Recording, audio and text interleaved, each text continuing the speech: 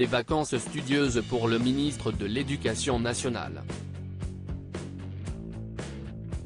Fraîchement nommé à l'un des ministères les plus difficiles du gouvernement, Gabriel Attal, 34 ans, passe un été plutôt chargé en dossiers. Le plus jeune ministre à ce poste de la Ve République a dû renoncer à son programme initial pour ne s'autoriser que quelques jours de détente. Siesti dans le sud de la Corse qu'il a passé quelques jours en ce mois d'août, il aime y bronzer et se détendre dans la mer Méditerranée.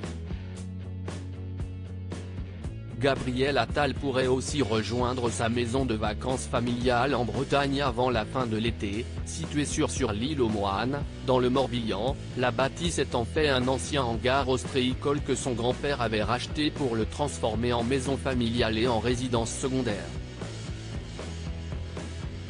Cette semaine, le locataire de la rue de Grenelle a toutefois fait un détour par l'île de la Réunion où il a rencontré élèves et enseignants en cette période de rentrée scolaire dans l'océan Indien. Christophe Willem, Nathalie Marquet. Les vacances des stars. Gabriel Attal dévoile cet étrange surnom que lui donnent ses collègues depuis la Corse. Gabriel Attal a accordé une interview exclusive à Gala, publiée dans l'édition en kiosque ce jeudi 17 août. Le ministre a notamment confié une anecdote surprenante, le surnom qu'on lui donnait au gouvernement.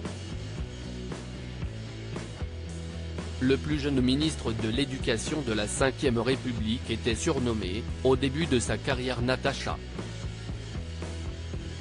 C'était en référence à Natacha Kampusch, la jeune fille autrichienne séquestrée pendant des années. Il était alors secrétaire d'État sous la tutelle d'un certain Jean-Michel Blanquer, qui prenait pour lui seul la lumière. Une chose est certaine, Gabriel Attal est aujourd'hui sorti de l'ombre. Crédit photo, JB Tissier panoramique.